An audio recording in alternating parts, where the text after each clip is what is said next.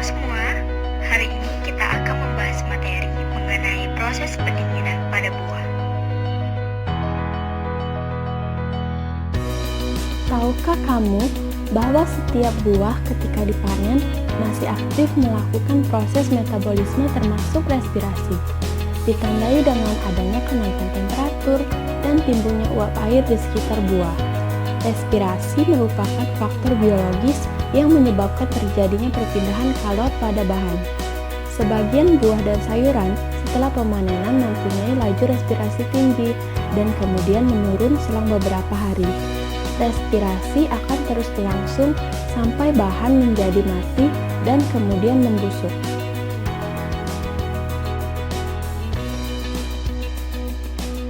Salah satu cara mengatasi hal tersebut adalah dengan proses pendinginan. Pendinginan merupakan teknologi pengawet tempangan yang didasarkan pada pengalihan panas dari bahan atau kontrol suhu. Kontrol suhu dan kelembaban pada penyimpanan buah akan menghambat laju respirasi. Dengan demikian, kesegaran buah tetap terjaga, sehingga dengan dilakukan pendinginan akan menjaga mutu dan memperpanjang umur simpan buah.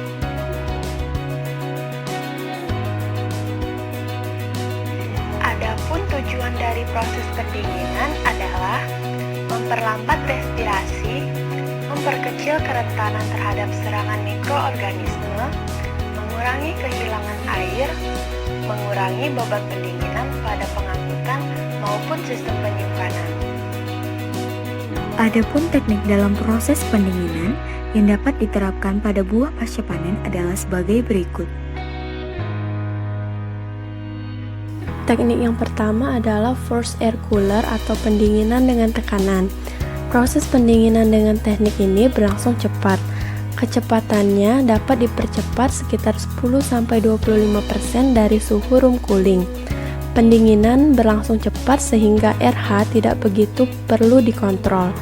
Bahan perlu segera dikeluarkan setelah mendapat pendinginan yang cukup untuk mencegah kehilangan air dari bahan. Hydrocooling menggunakan air sebagai medium transfer panas, cepat dan dapat membersihkan produk. Kelemahannya sedikit menghilangkan susu bobot. Produk yang digunakan harus toleran terhadap basa. Metodenya, shower pendingin harus di atas conveyor kontinu dan disertai dengan bak pendingin. Yang ketiga adalah vacuum cooler. Proses pendinginan ini terbatas untuk daerah dengan RH rendah dengan suplai air berkualitas. Mekanismenya adalah udara dihembuskan melewati permukaan basah, kemudian produk didinginkan dengan udara dingin yang memberi kabut air, diikuti dengan mengalirkan udara kering ke buah basah.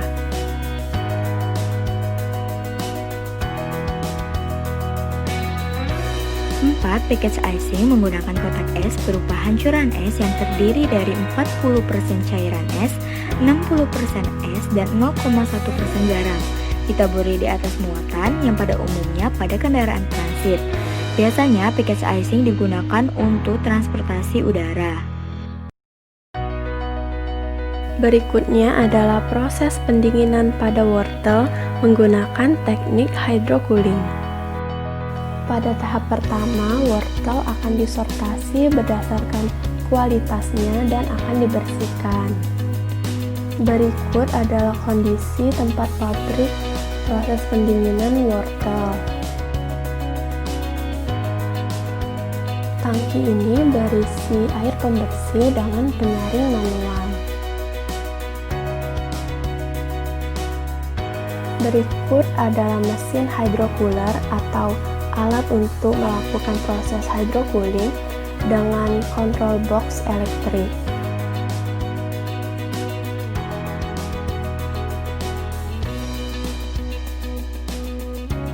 Wortel yang sudah disortasi dan sudah dibersihkan kemudian akan dimasukkan ke dalam mesin hydrocooler untuk dilakukan proses pendinginan.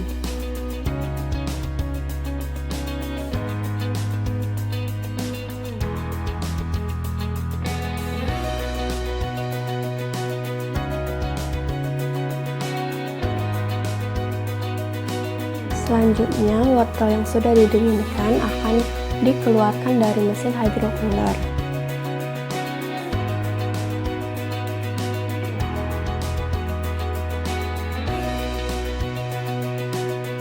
Berikut adalah tampilan dari wortel yang sudah melalui proses sortasi, pencucian, penggosokan, pendinginan dengan metode hydrocooling, kemudian siap untuk dilakukan proses pengemasan.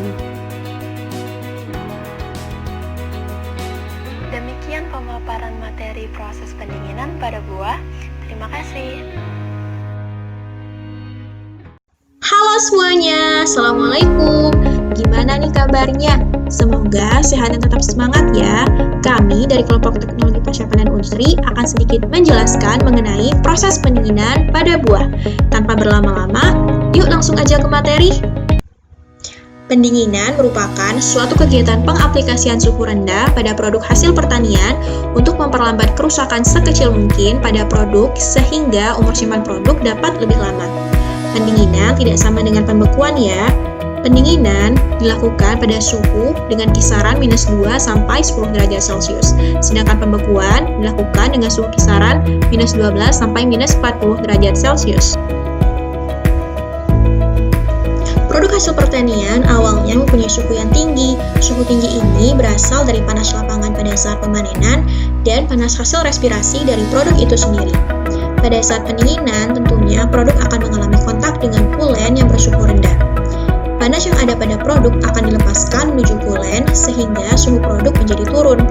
Akibatnya, proses metabolisme produk menjadi terhambat yang terdiri dari proses respirasi, reaksi enzimatis kimia dan biokimia, serta produksi etilen. Alhasil, produk tidak cepat mengalami kerusakan. Dan perlu diingat ya teman-teman, untuk produk yang berukuran besar dan padat membutuhkan waktu pendinginan lebih lama jika dibandingkan dengan produk yang berukuran kecil dan berongga. Laju pendinginan dipengaruhi oleh beberapa faktor. Pertama, perbedaan suhu produk dan kulen. Semakin besar perbedaan suhu antara keduanya, maka laju pendinginan akan semakin cepat. Laju pendinginan lama-kelamaan akan semakin konstan karena perbedaan suhu antara produk dan kulen berangsur sama. Kedua, kontak produk dan kulen. Penyusunan ataupun kemasan dapat membantu maupun menghambat penetrasi kulen ke produk. Ketiga, konduktivitas termal produk, di mana jika konduktivitas termalnya semakin besar, maka laju pendinginan akan semakin cepat. Suhu pendinginan ideal antara jenis buah yang satu dengan yang lain tidak sama ya, karena respon masing-masing jenis buah terhadap penurunan suhu berbeda-beda. Berikut ini beberapa contoh suhu ideal terendah pada beberapa jenis buah.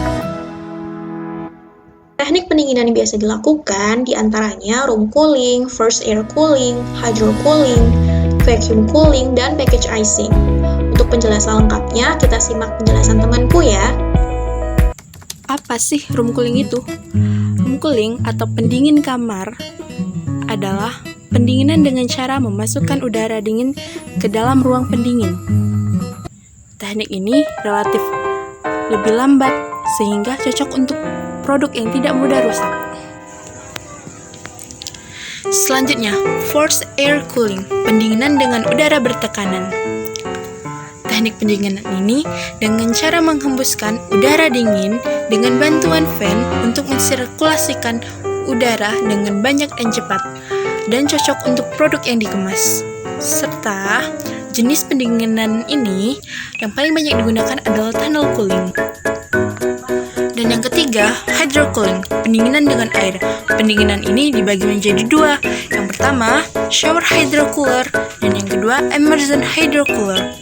Pendinginan ini cocok untuk produk yang toleran terhadap guyuran air karena dapat menjadikan suhu produk menjadi turun sampai 5 derajat Celcius dalam waktu 15 sampai 45 menit. Lalu ada vacuum cooling, pendinginan vakum. Teknik pendinginan ini dilakukan dengan cara memasukkan produk ke dalam wadah yang ditutup rapat dan tekanan diturunkan menjadi 5 mm Hg sehingga air pada produk menguap. Dan yang terakhir, package icing, pendinginan dengan es. Teknik pendinginan ini dilakukan dengan cara menggunakan es. Jumlah es itu bervariasi tergantung dengan jumlah produk yang ingin didinginkan. Biasanya sih 38% dari jumlah berat produk. Dan teknik pendinginan ini dapat mendinginkan hingga suhu 2 derajat Celcius. Apabila pendinginan buah tidak dilakukan pada suhu ideal, maka dapat menyebabkan terjadinya chilling injury atau cacat suhu dingin. di mana telah terjadi kerusakan jaringan tanaman karena jaringan peka pada suhu di bawah 15 derajat Celcius. Berikut ini gejala-gejala yang diakibatkan oleh CI. Tenang, chilling injury dapat kita minimalisir kok. Pertama, jangan biarkan produk kontak dengan suhu rendah terlalu lama. Kedua, dengan melakukan preconditioning atau pendinginan bertahap. Hal ini dapat memberikan kesempatan pada produk untuk beradaptasi terhadap penurunan suhu secara drastis. Ketiga, dengan melakukan pemanasan intermittent. Pemanasan ini dilakukan apabila produk belum mengalami chilling injury yang permanen dan produk memungkinkan untuk pulih kembali. Keempat, dengan menaikkan RH pada area pendingin, di mana kelembapan yang tinggi ini akan meminimalkan terjadinya desikasi atau pengeringan pada produk. Dan kelima, kita dapat melakukan modifikasi atmosfer dengan menaikkan kadar O2 dan menurunkan kadar CO2.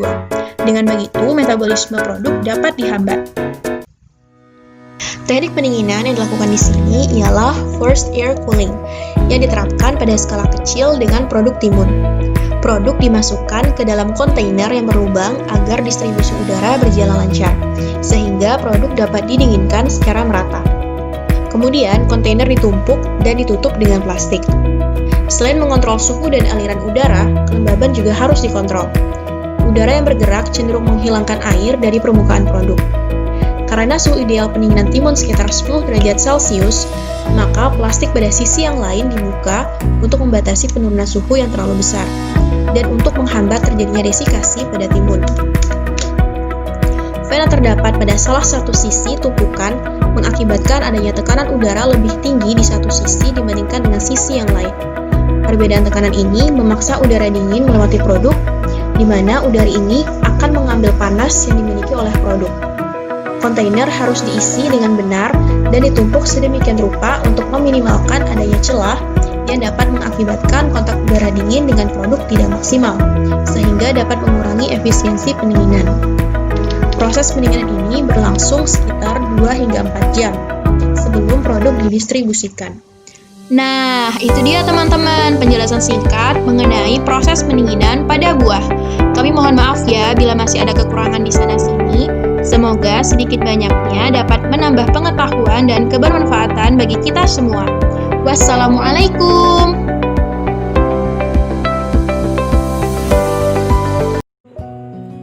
Assalamualaikum warahmatullahi wabarakatuh. Bismillahirrahmanirrahim. Halo kawan-kawan.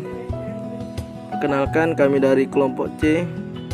Saya Bobian Saputra Jaya Zen dan teman saya Repki Albar. Baiklah, kami ingin menjelaskan mengenai proses pendinginan. Pendinginan merupakan teknik pengawetan pangan yang didasarkan pada pengambilan panas dari bahan. Pengambilan suhu dari produk menyebabkan suhu terjadi perubahan reaksi biokimia dan perubahan akibat pertumbuhan mikroba menjadi lambat sehingga umur simpan menjadi panjang. Tujuan pendinginan untuk mencegah atau menghambat pertumbuhan mikrobia, mengurangi aktivitas katalik enzim mikrobia, germinisasi spora terhambat, dan freezing dapat menyebabkan kematian sel. Selanjutnya, faktor yang berpengaruh. Yang pertama, jenis dan varietas tingkat permanenan atau pematangan. Selanjutnya, kondisi pemanenan seperti adanya kerusakan mekanik dan kontaminasi mikroba, suhu distribusi dan suhu penyajian di pengencer. Selanjutnya, kelembapan relatif ruang penyimpanan yang akan mempengaruhi penyusutan akibat dehidrasi. Keuntungan dari proses pendinginan yaitu perubahan karakteristik produk yang dapat dijaga serendah-rendahnya. Setelah itu, perubahan sensoris akibat reaksi enzimatis. Aktivitas mikroba sangat sedikit terjadi. Nutrisi produk dan dapat dipertahankan.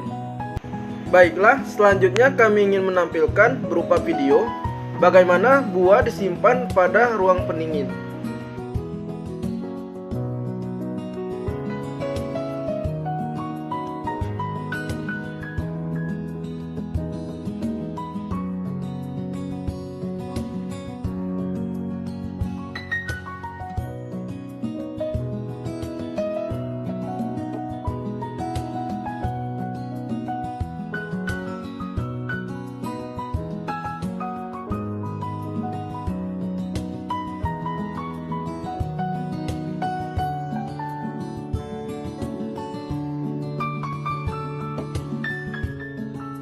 Selanjutnya, kekurangan dari proses pendinginan. Buah-buahan tropis dan beberapa jenis buah subtropis mengalami kerusakan akibat pendinginan atau yang sering kita sebut chilling injury jika disimpan pada suhu 3-10 derajat Celcius. Selanjutnya, chilling injury. Chilling injury ini diawali dengan modifikasi permeabilitas. Setelah itu, mengubah membran bersifat lentur menjadi kaku, sehingga komoditas kehilangan pengendalian. Terjadinya ketidakseimbangan metabolisme dan autokalistis sehingga muncul gejala chilling injury. Contoh buah yang mengalami chilling injury pada buah peach. Tekstur kaku seperti kulit. Itu disebabkan karena sel parenkim mengalami kerusakan yang diikuti dengan peningkatan ruang antar sel serta pektin. Dan setelah itu ada tomat. Tomat dapat mengalami chilling injury atau kerusakan dalam penyimpanan pada suhu 1-12 derajat Celcius, sehingga dapat mengakibatkan penurunan kualitas cita rasa. Akibatnya, perubahan permeabilitas, perubahan sifat sensoris, komoditas rentan terhadap jamur dan bakteri, sehingga warna dan tekstur berubah.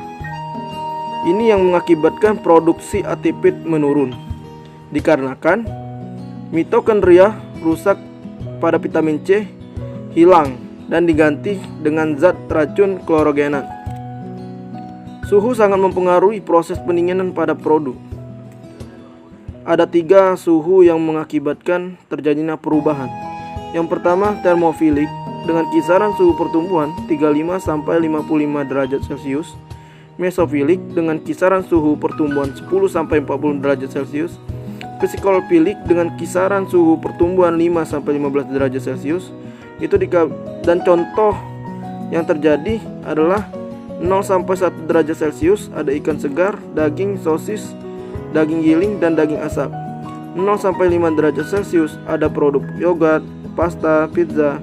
Dan pada suhu 0-8 derajat Celcius ada mentega, margarin, dan keju. Perubahan pada proses pendinginan ada 3. Yang pertama, perubahan karakteristik sensori selama pendinginan.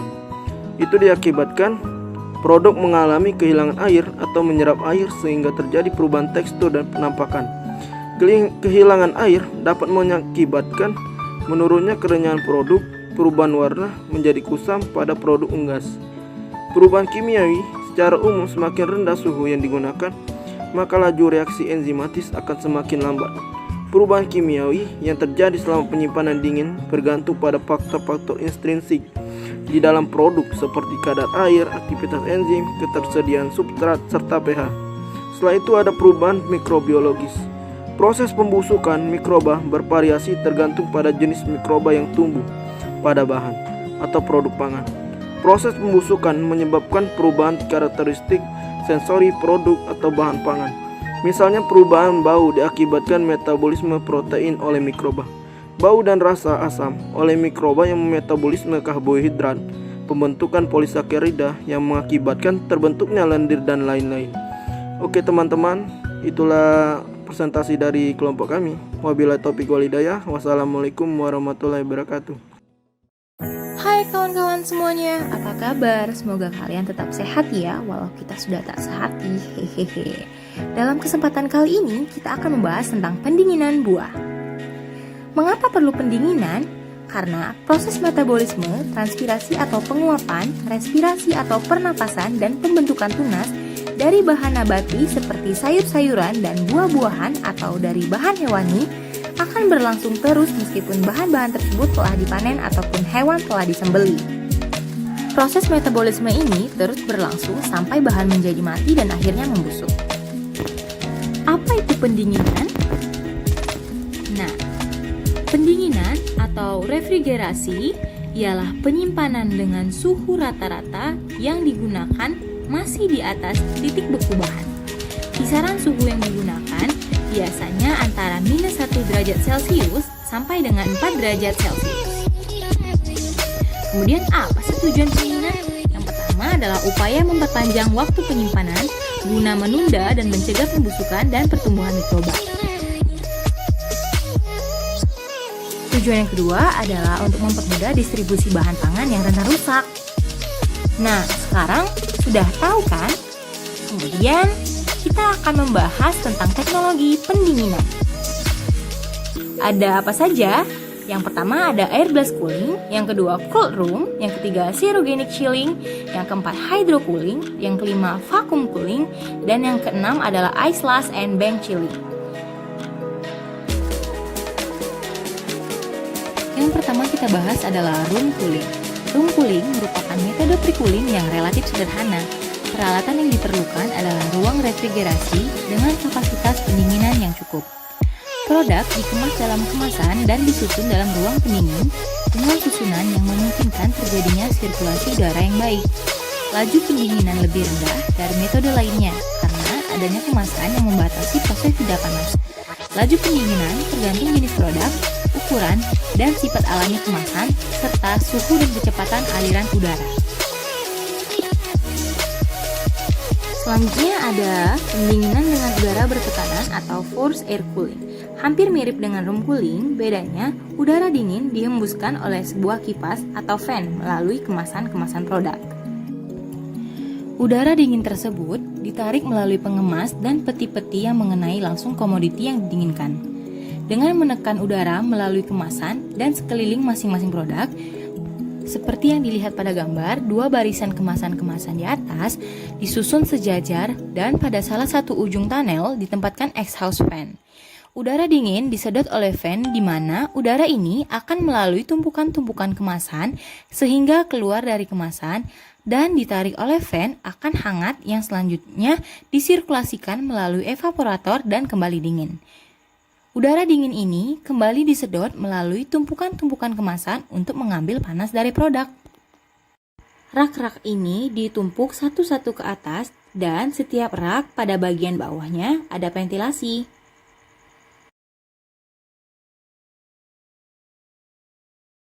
Apa itu hydrocooling? Pada pendinginan hydrocooling, panas produk dipindahkan melalui media air. Nah, metode ini banyak digunakan untuk sayuran guna mempertahankan tekstur dan kesegaran daun dan dapat digunakan sekaligus untuk membersihkan produk di mana dapat dicampur dengan klorin sebagai disinfektan. Pada komoditi sayur-sayuran berdaun, biasanya hydrocooling digunakan setelah produk tersebut dikemas. Kemudian, apa saja keuntungan pendinginan? Yang pertama, perubahan karakteristik produk dapat dijaga serendah-rendahnya. Yang kedua, perubahan sensoris akibat reaksi enzimatis atau aktivitas mikroba sangat sedikit terjadi. Dan yang ketiga, nutrisi produk dapat dipertahankan. Lalu, faktor-faktor apa saja yang harus diperhatikan selama penyimpanan dingin? Yang pertama, mutu bahan yang disimpan. Yang kedua, suhu penyimpanan. Yang ketiga, perlakuan tambahan. Dan yang keempat, perlakuan pra-pendinginan. 5. Kelembaban relatif. 6. Sirkulasi udara dan cara pemupukan. Dan yang ketujuh adalah laju respirasinya. Perlu diingat bahwa tidak semua produk atau bahan cocok diawetkan dengan metode pendinginan, di mana buah-buahan tropis dan beberapa jenis buahan subtropis mengalami kerusakan akibat pendinginan atau yang biasa disebut dengan chilling injury. Apa itu chilling injury? Chilling injury adalah kerusakan yang terjadi pada produk tropis dan subtropis yang disimpan pada suhu dingin di atas suhu beku lebih dari 0 sampai 15 derajat Celcius. Kemudian, apa saja gejala kerusakan pendinginan terhadap buah? Yang pertama, yakni pengkeriputan. Hal ini disebabkan karena meskipun dapat mengurangi laju respirasi, namun pendinginan dapat menimbulkan terjadinya kerusakan, di mana membuat air dalam buah akan keluar dan terjadi pelunakan. Selanjutnya, akan terjadi perubahan warna pada permukaan buah atau discoloration. Akibat pendinginan selanjutnya, buah terlihat seperti basah atau dicelupkan air.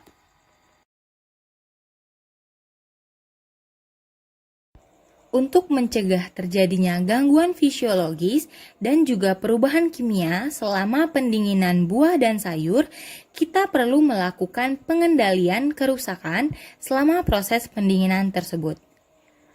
Pengendalian kerusakan selama pendinginan dapat dicegah melalui cara yang pertama, pendinginan, yang kedua, pra-perkondisian suhu, 3. Mengatur kelembaban, yang keempat, pengaturan suhu, dan yang kelima, penyimpanan udara termodifikasi.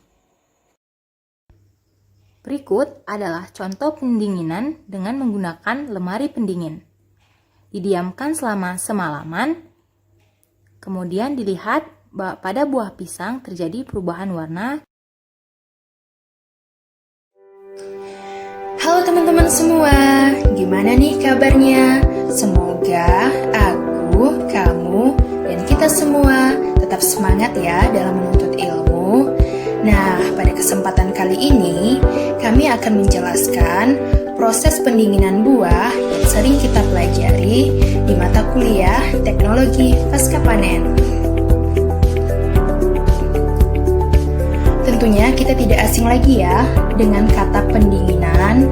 Nah, jadi pendinginan merupakan penyimpanan bahan pangan di atas suhu pembekuan, yaitu -2 sampai 10 derajat Celcius. Selanjutnya, perlu kalian ketahui bahwa suhu penyimpanan yang terbaik untuk buah-buahan ialah pada suhu 6,6 hingga 10 derajat Celcius. Penyimpanan buah-buahan pada suhu dingin dapat menghambat terjadinya kerusakan fisiologis, aktivitas mikroorganisme, serta penguapan pada buah, sehingga mutu serta kualitas buah-buahan dari mulai panen sampai diterima di tangan konsumen masih dapat terjaga dengan baik. Tahukah kalian bahwa suhu yang tinggi dapat memacu terjadinya proses respirasi dan transpirasi, yang mana proses ini dapat mengakibatkan terjadinya kerusakan.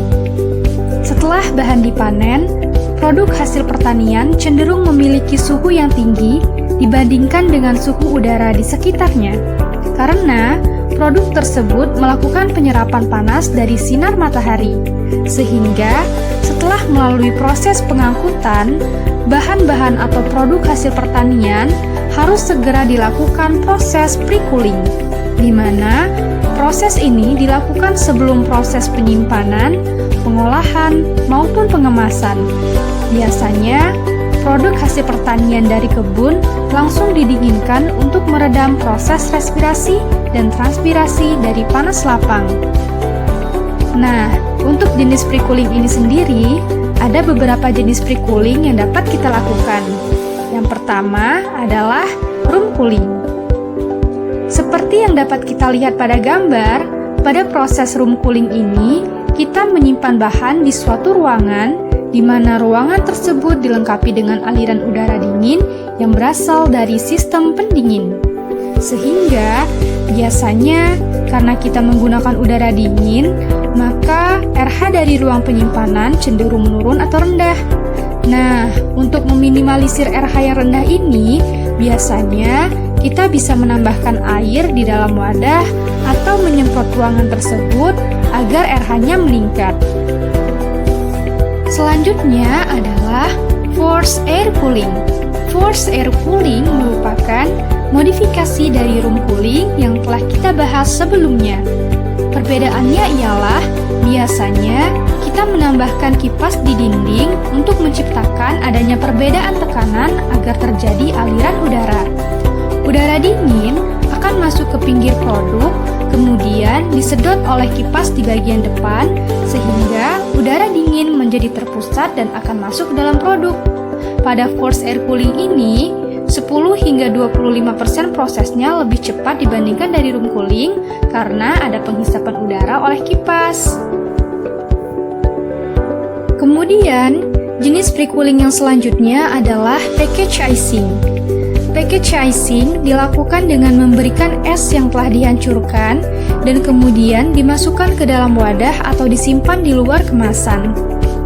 Biasanya, package icing ini dilakukan terhadap buah-buahan yang tidak sensitif dengan air, yakni memang diperuntukkan pada buah-buahan yang memang bisa meminimalisir kontak dengan air.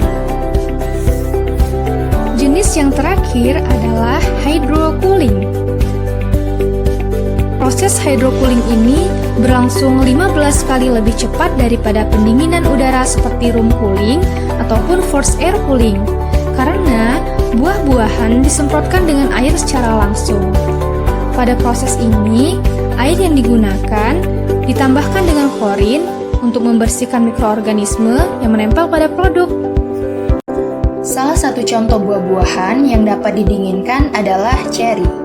Cherry dapat didinginkan menggunakan metode hydrocooling, yaitu menggunakan media air sebagai coolant karena pendinginannya mampu meratakan suhu buah cherry.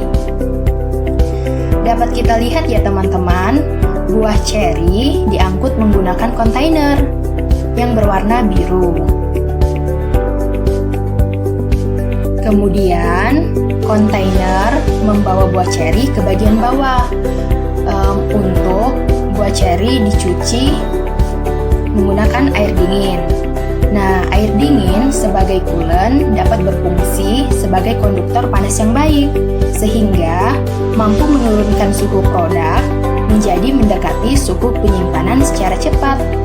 Pada perlakuan ini, air memiliki peranan yang penting, karena air berfungsi untuk memindahkan suhu air pada hydrocooling terhadap suhu buah cherry.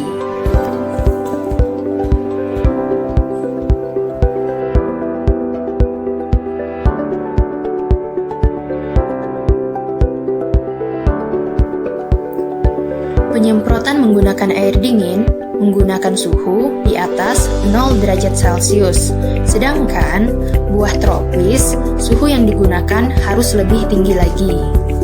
Setelah selesai proses pendinginan, buah cherry diangkut lagi ke atas, menandakan proses pendinginan telah selesai. Sekian, itulah yang dapat kami sampaikan. Semoga ilmunya bermanfaat ya teman-teman. Sampai jumpa. Baiklah, Assalamualaikum warahmatullahi wabarakatuh. Waalaikumsalam warahmatullahi wabarakatuh. Kami dari kelas B Indralaya, Teknologi Pasca Panen akan menjelaskan tentang pendinginan buah. Saya Ma'arif Hidayat dan teman saya Ajeng Anggraini. Pertama, teknik pendinginan akan dijelaskan oleh Ajeng Anggraini. Baiklah, saya akan menjelaskan teknik pendinginan dengan room cooling. Teknik pendinginan dengan room cooling itu mempunyai kelebihan dan kekurangan. Kelebihan utama dari sistem ini adalah kemampuan regenerasi berlangsung dalam jangka waktu relatif lama. Kipas yang lebih kecil dapat digunakan dibandingkan dengan proses air cooling. Biaya operasinya itu lebih mudah. Kekurangan utama dari cara ini adalah waktu yang dibutuhkan untuk mendinginkan produk relatif lama.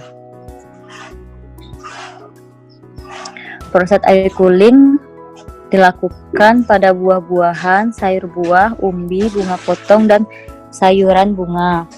Cara proses air cooling banyak digunakan karena mudah, tidak mahal untuk diinstal pada ruang pendingin yang sudah ada, dan cocok untuk kisaran produk hortikultura dan kemasan yang luas. Udara dingin sebagai coolant, namun udara dingin ini dihembuskan melalui kemasan atau wadah curah, mengkondisikan kontak langsung dengan produk. Cara ini dibantu dengan kipas yang besar yang mampu mensirkulasi udara yang banyak dan cepat. Cara umum proses air cooling digunakan adalah proses air cooling dengan sistem tunnel.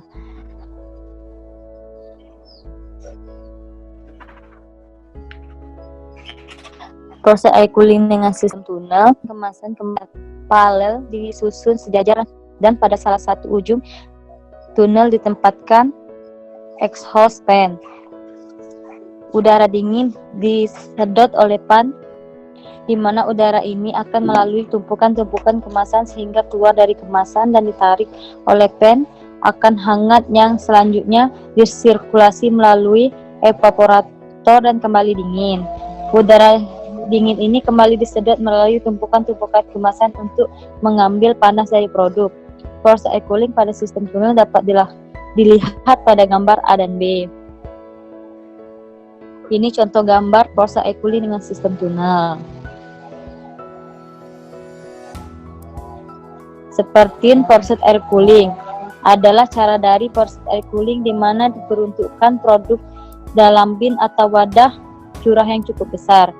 Bin ditumpuk satu-satu ke atas dan setiap bin pada bagian bawah ada ventilasinya. Contohnya pada gambar C. Ini contoh dari seperti forced air cooling. Ya. Hydrocooling dilakukan pada batang, sayur daun, beberapa buah, dan sayuran buah. Cara ini menggunakan air dingin sebagai coolant karena air sebagai konduktor panas yang baik. Sistem ini mampu menurunkan suhu produk 35 derajat Celcius menjadi mendekati suhu penyimpanan seperti 3 derajat Celcius secara cepat dalam 15 menit sampai 45 menit. Waktu pendingin dipengaruhi oleh ukuran dan densitas produk. Secara umum, produk besar dan padat membutuhkan waktu pendinginan yang lebih lama dibandingkan produk yang lebih kecil dan poros. Metode pengemasan yang digunakan, kemasan membatasi penggunaan cara ini karena sistem ini membutuhkan kemasan toleran terhadap air. Kebanyakan kemasan yang digunakan adalah karton box, yang mana tidak toleran dengan air sehingga tidaklah umum digunakan dengan kemasan karton, terkecuali dengan lilin yang cukup tebal. Kebanyakan hydrocooling dilaksanakan dengan wadah curah sebelum dikemas lebih lanjut. Cara pendinginan ini cocok untuk berbagai jenis buah dan sayuran. Kebanyakan sayuran daun, sayuran akar, sayuran batang, dan sayuran buah dapat di hydrocooling. Produk hydrocooling seharusnya toleran terhadap pembasahan, tidak rusak bila terkena klorin dalam air, tidak peka terhadap kerusakan fisik dari aksi benturan air disemprot yang merupakan salah satu cara hydrocooling. Ada dua tipe hydrocooling, yaitu shower hydrocooling adalah dengan cara menyemprotkan air pada produk secara statis maupun dengan menggerakkan produk melalui pancuran secara otomatis. Immersion hydrocooler sering merupakan salah satu tahapan operasi di packing set, atau dengan kata lain adalah merupakan salah satu bagian operasi di packing set. Produk di atas conveyor dimasukkan ke dalam air dingin untuk mencapai suhu dingin yang diinginkan. Baiklah, selanjutnya akan dijelaskan oleh Ma'rif. Baiklah, berikut ini merupakan gambar yang merupakan dari tipe batch. Yang kedua merupakan contoh gambar daripada proses hydrocooling dengan tipe continue, di mana air dingin ini diatur suhunya oleh koil pendingin. Cara lain yang sederhana dapat dilakukan oleh petani-petani kecil adalah melakukan pendinginan dengan menggunakan air es atau liquid ice cooling, yaitu es balok dipecahkan menjadi bagian-bagian kecil, halus, dan dicampurkan dengan air. Produk dapat dimasukkan ke dalam cairan es ini, atau cairan es tersebut dituangkan ke dalam pengemasan yang di dalamnya ada produk, atau air diinjeksikan dalam kemasan. Beberapa produk yang dapat dengan baik didinginkan dengan metode ini tanpa kerusakan antara lain brokoli, wortel, kol, jagung, bawang hijau, dan daun hijau. Berikut merupakan contoh dari pendinginan cherry dengan hydrocooling. Pendinginan cherry dengan hydrocooling ini menggunakan sistem continue, di mana bahan disiapkan lalu dimasukkan ke dalam mesin yang berupa tipe continue, berarti berasal dari tipe conveyor, di mana suhu awal daripada cherry itu 30 derajat. Setelah dimasukkan ke dalam mesin hydrocooler, hasil cherry dengan suhu akhir berupa 2 derajat Celcius. Yang kedua itu pendinginan tomat. Tomat yang telah dipetik dilakukan penyortiran terlebih dahulu.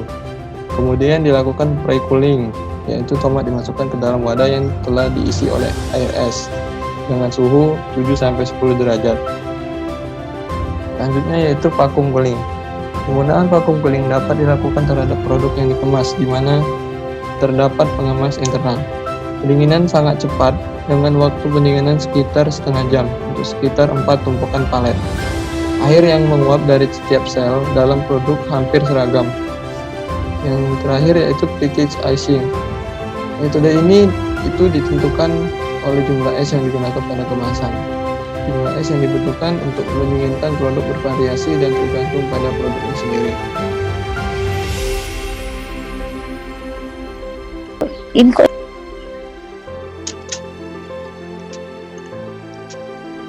Selanjutnya yaitu menggunakan cara dengan hydrocooling. Hydrocooling yang digunakan ini merupakan tipe batch, di mana kotak-kotak itu ditumpukan terlebih dahulu, baru akan disiram oleh air mengalir. Di sini dibutuhkan box untuk menahan air dan es.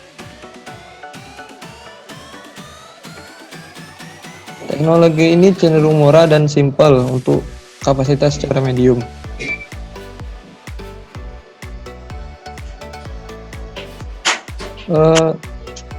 Sayuran buah seperti tomat, pepper, wortel dapat digunakan untuk pendinginan ini, di mana dibutuhkan sekitar 6 kg es dan 10 liter air, serta tambahan 2 kg es setiap crate yang dihabiskan.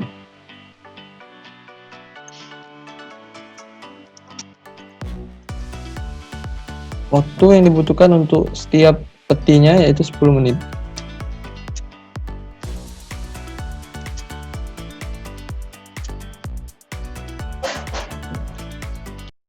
Halo teman-teman, Assalamualaikum.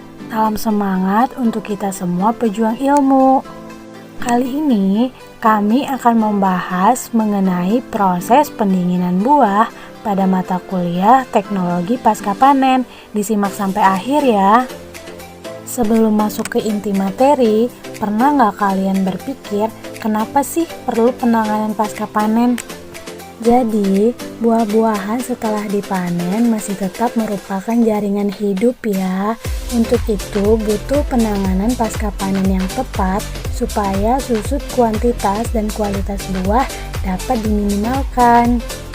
Dan tujuan perlakuan pasca panen ini yaitu untuk mencegah serangan mikroorganisme dan menghambat laju transpirasi dan respirasi.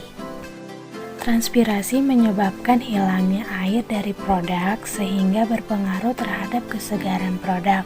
Sedangkan respirasi dapat menyebabkan berkurangnya cadangan makanan produk, mengurangi rasa dan memacu pembusukan. Untuk mengatasi hal tersebut, maka sistem transportasi buah harus dilakukan dengan cepat untuk segera melakukan proses pre-cooling sehingga dapat meredam proses respirasi dan transpirasi dari panas lapangan. Pendinginan merupakan teknologi pengawetan pangan yang didasarkan pada pengambilan panas dari bahan. Apabila suhu produk menurun, maka terjadi penundaan seluruh perubahan seperti reaksi biokimia dan perubahan akibat pertumbuhan mikroba akan menurun sehingga dapat memperpanjang umur simpan produk. Pendinginan dan pembekuan itu tidak sama ya teman-teman. Pembekuan biasanya dilakukan pada suhu minus 12 derajat Celcius sampai minus 40 derajat Celcius. Sedangkan pendinginan menggunakan kisaran suhu dari minus 2 derajat Celcius sampai 10 derajat Celcius. Lalu, apa sih keuntungan dari proses pendinginan? Keuntungannya yaitu yang pertama, perubahan karakteristik produk dapat dijaga serendah-rendahnya. Yang kedua, perubahan sensoris akibat aktivitas mikroba sangat sedikit terjadi. Dan yang ketiga, nutrisi produk dapat dipertahankan. Selanjutnya, ada beberapa teknik pendinginan yang akan dilanjutkan oleh rekanku ya.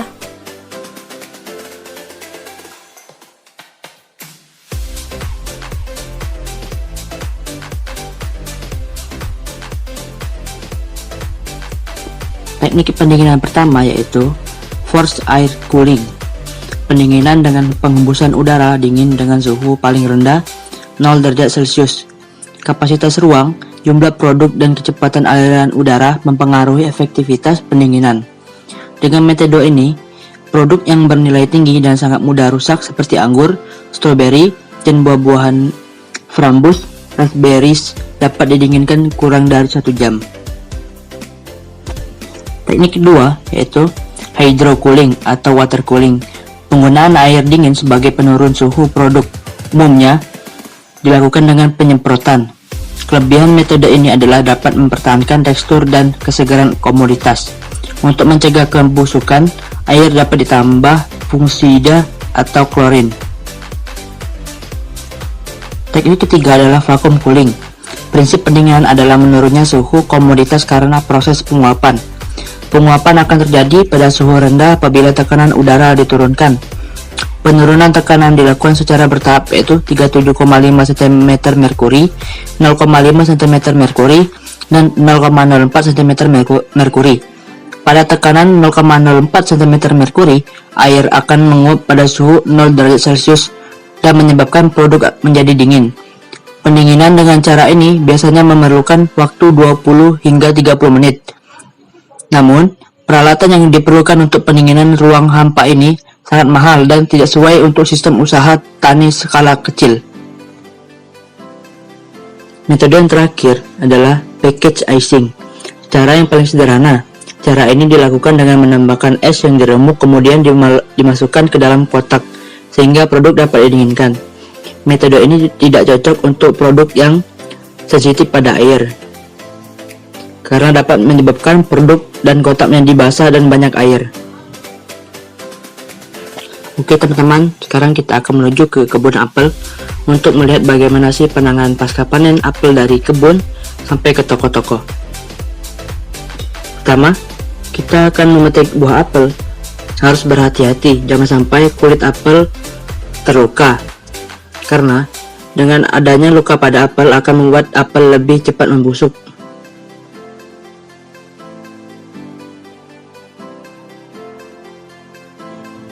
Setelah apel dipetik, apel langsung diangkut dan dikirim ke pabrik untuk diproses lebih lanjut.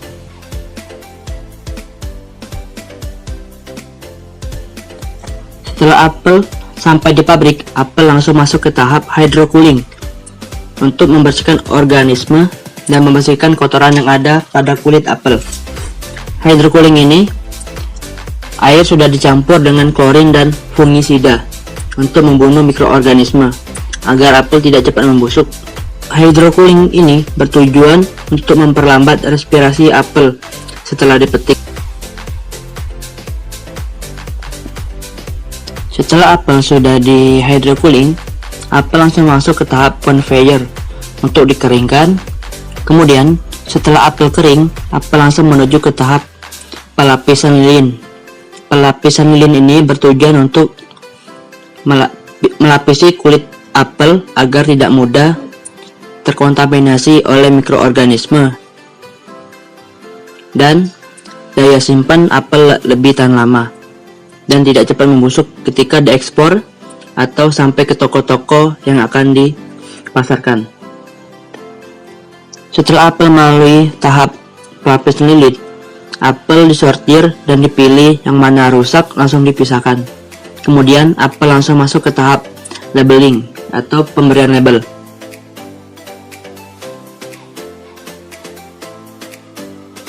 Setelah diberi label, apel langsung masuk ke tahap pengemasan.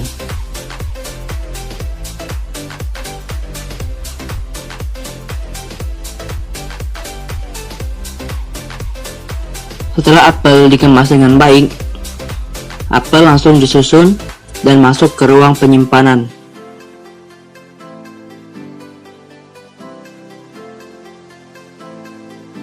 Sekian materi dari kami.